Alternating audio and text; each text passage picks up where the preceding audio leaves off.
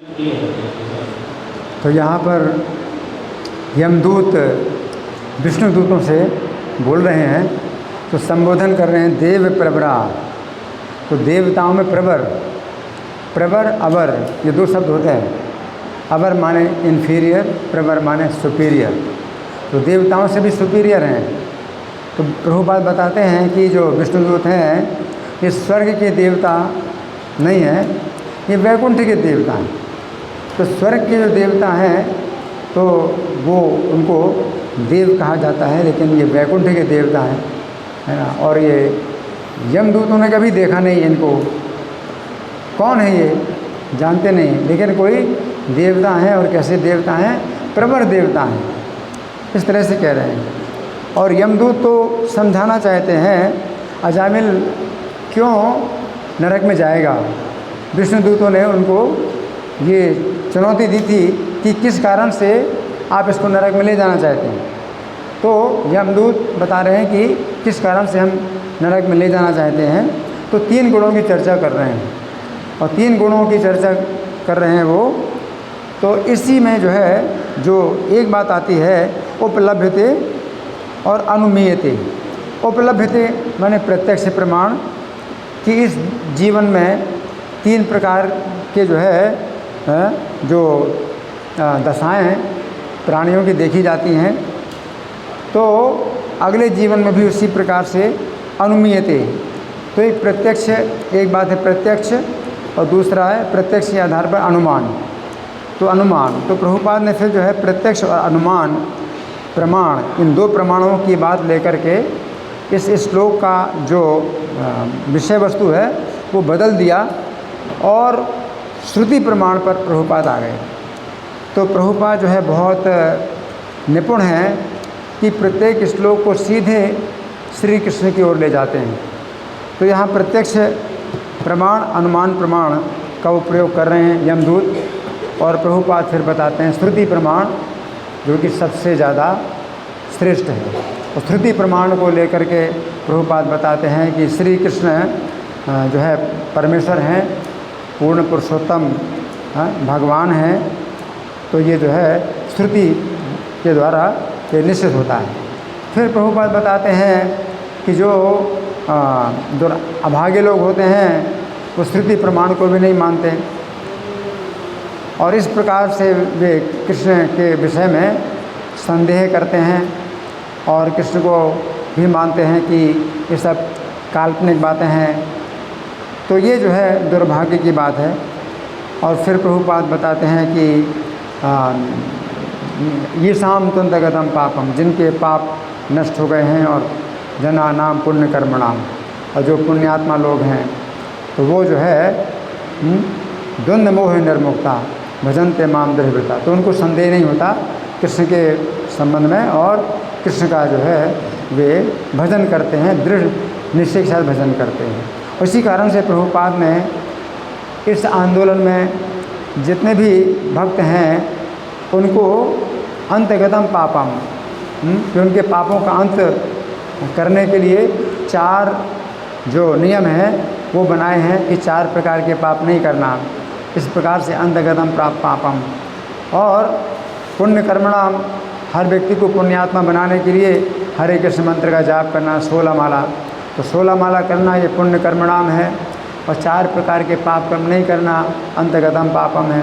तो कोई भी भक्त जो है अगर अपराधों से बच कर के माला जप करता है और 4 नियमों का पालन, 4 प्रकार के पाप कर्म छोड़ता है, तो वो जो है फिर कृष्ण भावनामृत में आगे बढ़ता है और दृढ़ निश्चय के साथ आगे बढ़ता है। तो प्रभुपाद इस प्रकार से समझा रहे हैं, और श्रुति प्रमाण को जो है प्रभुपाद महत्व देते हैं। फिर दूसरी बात और भी है कि प्रभुपाद ने पुस्तकों को आधार बनाया, कि बुक्स आर दी बेसिस, पुस्तकें आधार हैं। तो प्रभुपाद ने पुस्तकें लिखी, और पुस्तकों पर आधारित, शास्त्रों पर आधारित प्रभुपाद ने प्रवचन दिए। कि प्रभुपाद जो है श्लोक लेते हैं, कोई भागवतम के श्लोक लेते हैं, उसका जो है पाठ करते हैं, उसको दोहराते हैं, शब्दार्थ दोहराते हैं, अनुवाद दोहराते हैं। इस प्रकार से प्रभुपाद जो है समझाते हैं। अब प्रभुपाद के प्रवचन में अगर मान लीजिए कोई ऐसी त्रुटि हो जाए जो कि वो किताबों में नहीं है, तो फिर इसको जो है हमें ऐसे ही मानना चाहिए कि व्यास जी ने इसीलिए शास्त्रों को पुस्तक का रूप, लिखित रूप दिया कि आगे लोगों की स्मरण शक्ति उतनी नहीं रहेगी। तो प्रभुपाद ने भी जैसे आज बोल दिया, इस प्रवचन में बोल दिया 72 मनु। तो ब्रह्मा जी के एक दिन में 14 मनु होते हैं और प्रत्येक मनु का जो समय 71 चतुर्युगी होता है।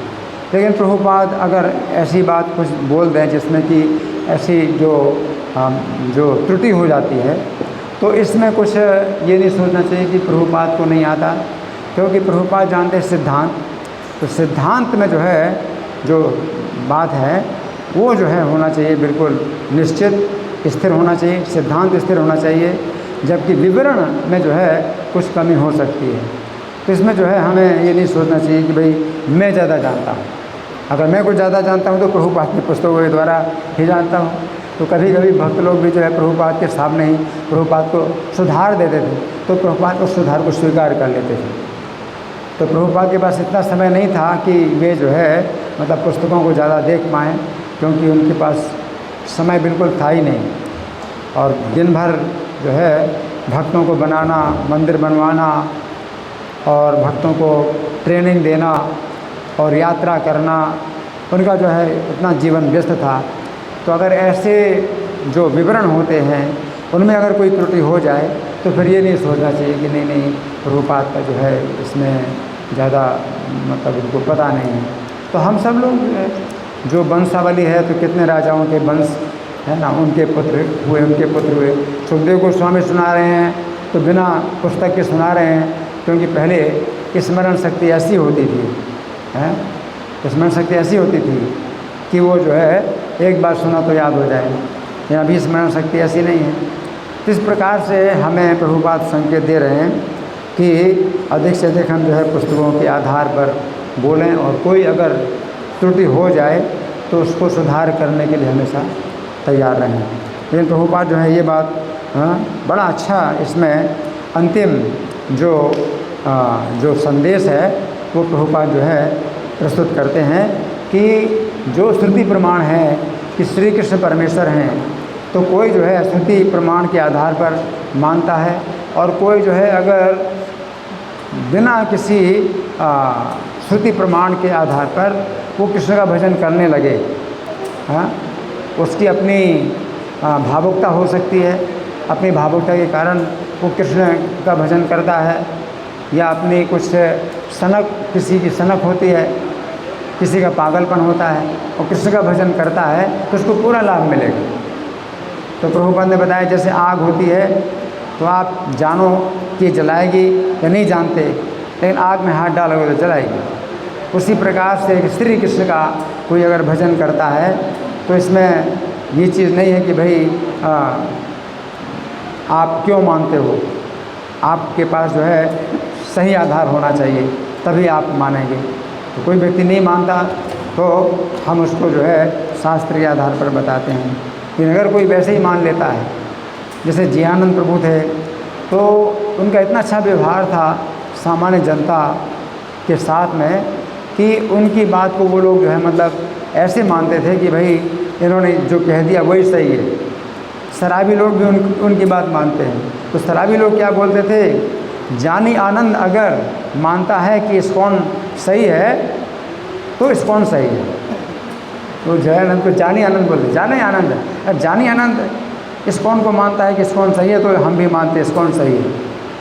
तो किसी व्यक्ति, आप भी जो है अपना किसी के ऊपर ऐसा प्रभाव डाल सकते हैं कि आपके व्यवहार से वो व्यक्ति इतना विश्वस्त हो जाता है कि आपने जो कहा वही सही है, और ये कृष्ण का भजन कर दे तो मैं भी कृष्ण का भजन करता हूँ, बस मैं और कुछ मेरी और कोई जो है मतलब वो है ही नहीं, मतलब दुविधा नहीं, कोई दुविधा नहीं है।